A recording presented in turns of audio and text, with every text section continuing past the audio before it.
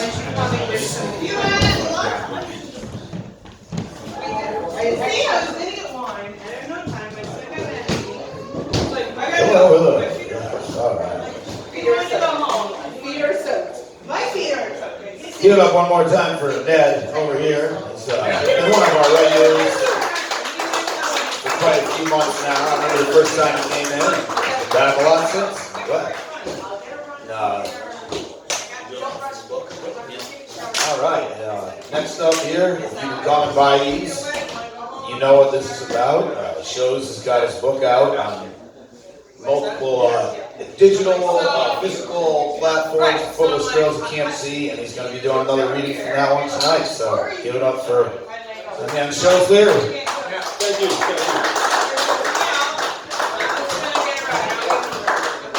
I appreciate it.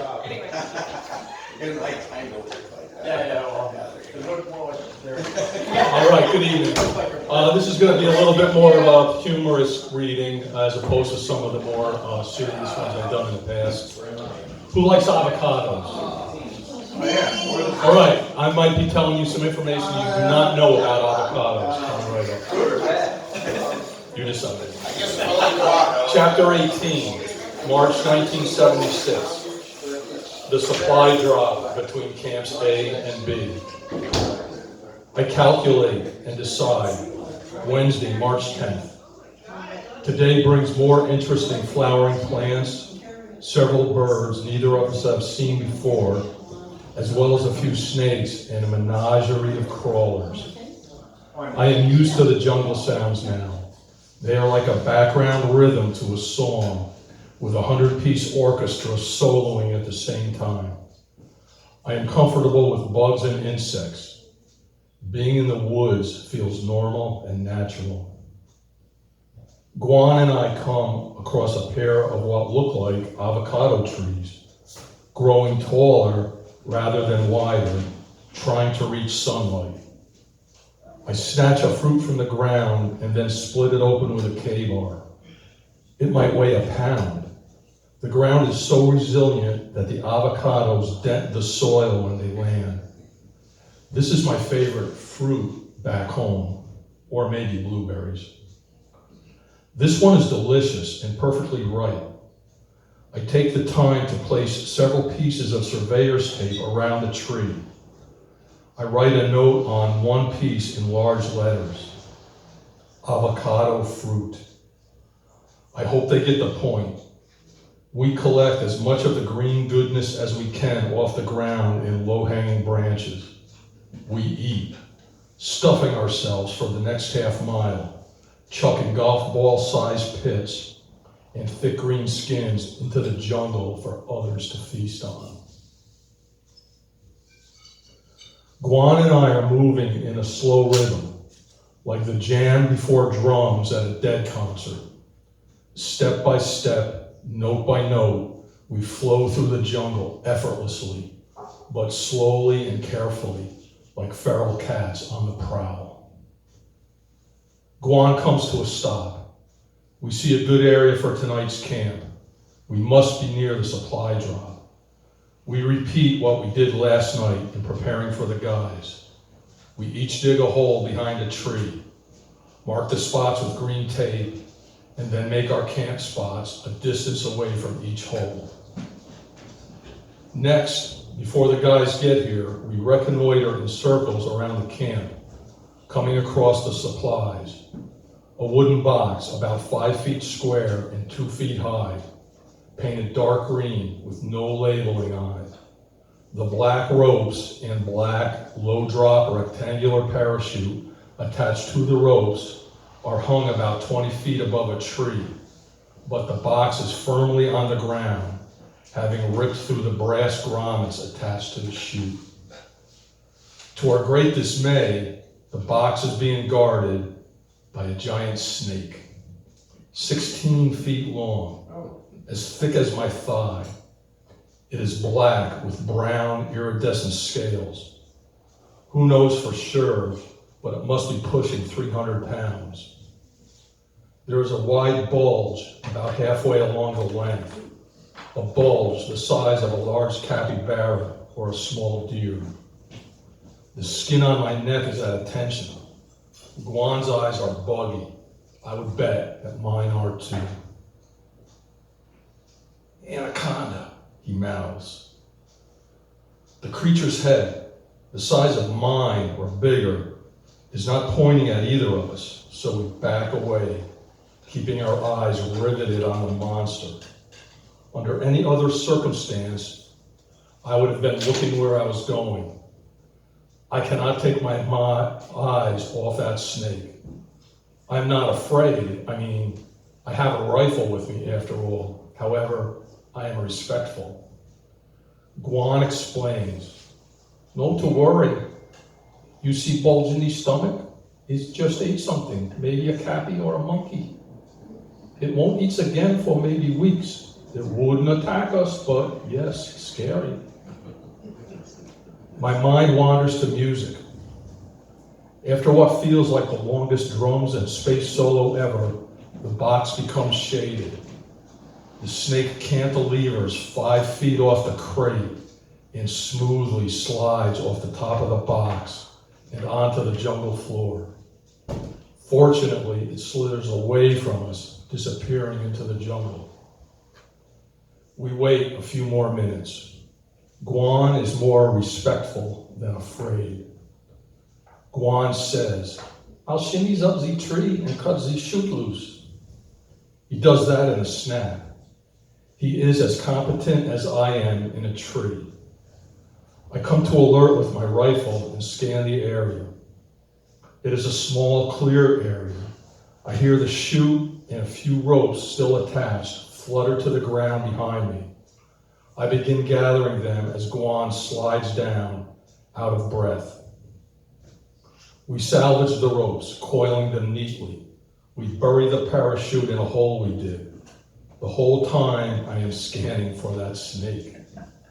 We cannot drag the box as it is too heavy for 2 men to drag on the soft ground. And besides, the jungle is too thick. We do not want to make dig marks in the sod either. We know where we are, so we get back to the camp to wait for the grunts. We will open the box later or tomorrow, then bury the pieces before we leave. Guan, who is usually quiet, if not laconic, and I are relaxed, sitting in the shade, staring at the incredible number of vines growing from the ground into the tops of many of the trees. Bugs, crickets, grasshoppers, spiders, and other jungle denizens live their lives around us. We are as insignificant to them as they are to us. We are waiting for the guys while keeping alert. Guan tells me about his family. Mi esposa is from Honduras. I is born in Guatemala and moved to the States when I was a teenager.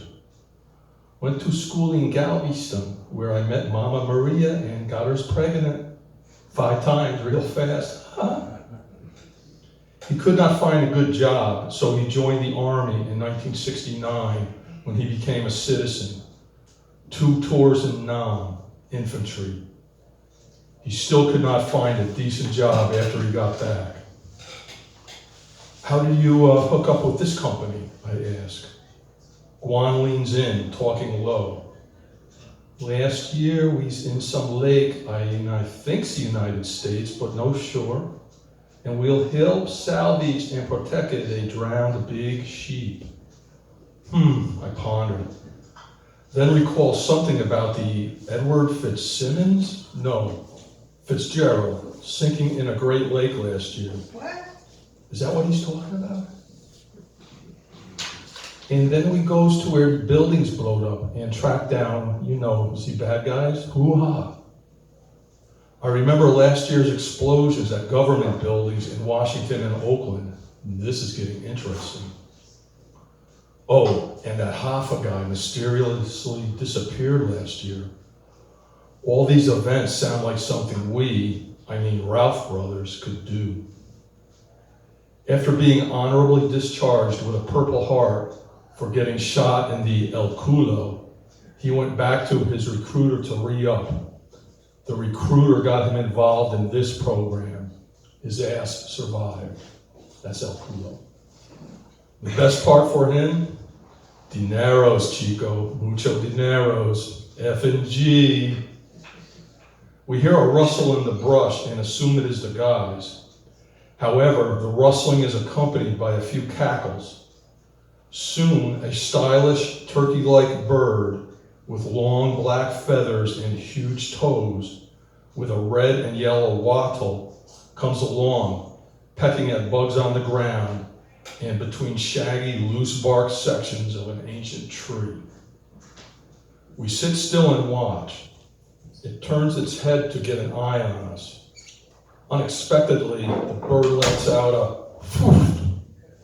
Guan and I giggle. I have never heard a wild animal fart before. It does not react. It keeps moving. The bird is followed by a smaller but similar bird without the flash of the waddle. I assume the wife. 3 wobble-legged chicks follow. They pass by, not noticing or smelling us. Well, we are rank and probably smell like the jungle to them, and we chuckle. Having had private conversations with a lot of the guys by now, I have come to realize that we are guys working a job, a brutal job for sure, trying to do the best for our family. We are all proud patriots. Since everyone has served in the military, they are straightforward, no bullshit, unless it is toward me, kind of guys that I have come to trust. Well, except for maybe Sarge. We are on the same page. Do our mission, survive, collect our pay, get home to our loved ones, and protect each other every minute of the mission. I like this feeling. Soon enough, the first batch of guys show up with Sarge in the lead. He comes directly to me, looking mean. I do not back away as he gets in my face. He struggles to get out of his backpack. His arms are huge. The shoulder straps have him trapped. I move to help him, but think better of it, deciding to stand still. He gets the pack off and then opens his top flap, tilting it toward me. I peer inside, maybe a bit nervous. It is filled to the top with avocados. What? Sarge says, "Good call on finding these, but they ain't fruit. What are you, stupid Gomer?" I believe for a fact that avocados are technically fruit, but there is no point in arguing. I do not reply. Rather, wait for him to dismiss me, which he does. More guys come out of the bush and into our camp area. I see Roma with a few guys catching up to Guan. They show him their collection of avocados. Guan points toward me, causing me to smirk and shrug. Roma gesticulates with his fingers as he says in a deep Italian accent, "Abanada, bravo F&G." While the rest of the camp is being set up, several guys thank me with words or gestures. Little things matter. Gades approaches me and says, "You won the lottery on finding these avocados, man." I say, "Thanks." He continues, "No, I mean how lucky that these are even edible."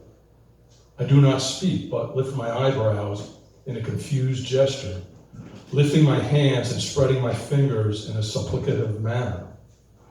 Gades explains, "Sarge is wrong. They are fruits.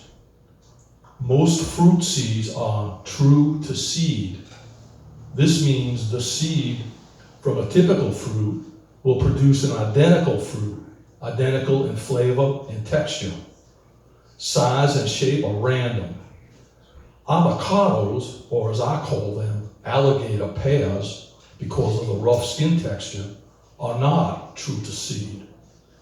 An average avocado tree that produces good tasting fruit won't grow the same tasting fruit as an avocado seed from that same tree. Makes sense? I don't know why, but that's the way it is. And we ain't even gonna tell Sarge about tomatoes, squash, pumpkin, and cucumbers being fruits as well. He pauses to stare at a dashing pair of birds jetting silently by. Another interesting point. Avocados in the wild like this are getting rare. They depend on big animals to eat them and shit out the fucking large seeds somewhere else. No other animal can eat an avocado seed. Think of dinosaurs. I'm not sure what he means, but I get the big picture. I was lucky. I think he is done, but as I'm learning, Gades likes to talk about trees. Keep your ears open and low. Trees in sunny spots with bright red fruits on them, same size as the avocados. Patea. Some call them dragon fruits. You could possibly come across tomatoes, pumpkins, and chilies too. I realize that's a pile of clues as to where I am. How do you know so much about trees? I inquire. Syracuse, forestry school, he says. He lifts his arm, flexing, and points to the letters under the pine tree tattoo, ESF. Sarge chases me down again to say, get out your map, we gotta find a supply drop. I notice that he has an avocado in one hand and a K-bar in the other. I reply, we already found it, buried the chute, salvaged the ropes, got the top of the crate loose. We'll need a lot of guys to get the stuff over here. The crate is too big to carry through the bush. It ain't a good place to camp either. This is the best, closest spot. A short pause to breathe. Oh, we already dug the latrine and trash pit. I point to a wide bottom tree with 3 rings of green surveyor's tape around it about waist high, our signal for latrine locations. I point across the site to another tree with 2 rings of tape, our signal for the trash locations. Fucking wise guy, always Philippine. Sarge jabs at me with the butt end of his K-bar, but his ire is softer this time. There might be a glint of respect in his eyes. He says a bit louder, okay, you're the boss here. Get the men set up. Set the patrols on the perimeter and find out if we are near water. He turns to walk away. All the men within 50 feet hear this exchange, and although they feign being busy, I know they are paying attention. I see Roman in the background. He smiles at me with his eyes, raising his bushy black eyebrows, keeping silent and grim. He has not shaved. He has a thick face shadow in only these several days. My wimpy beard is barely stubble. I notice most, if not all the guys, are letting their beards grow at this point. I hate to say it, but I do. I already checked. The group will cross water tomorrow noon if I leave at 0700 hours. He turns back to me, stunned into silence. He grins a bit, showing a few yellow teeth, shakes his head, and moves on, swatting at skeeters. I hear him mumble about, fucking know it and do it all. Most of the guys hear Sarge say that I am the boss. So when I am calling names, the guys come. I first ask if anyone is sick or injured. I get blank stares, so I take that as a unanimous no. I proceed to set the guard shifts with the same frequency as we have done each night so far. I assume Sarge would let me have the night off, but I think he is testing me, so I assign myself to the last time slot before reveille, usually 0700 hours, though we are all usually up by that time anyway. I have been a foreman on several jobs. I have a good idea of how not to treat men, and I have an equally good idea of how to treat men.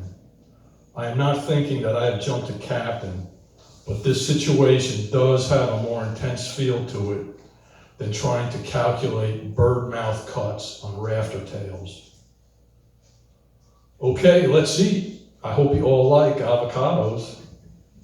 Feeling that I have done all that Sarge asked of me, I relax at my camp spot, go through my tent setup routine, take a piss, and then crawl under my net as now the skeeters are getting even more aggressive. Finding a random MCI in my kit, I pull it out along with my spork. Yay, tuna. I add jerky with Tabasco. The heat is oppressive, reminding me to tie on a new sweatband after dousing it with coolish canteen water. By now, I am sick of Pop-Tarts and that crinkly Mylar inside the packages, but I need the carbs and sugar, so I get a pack of 2 into me.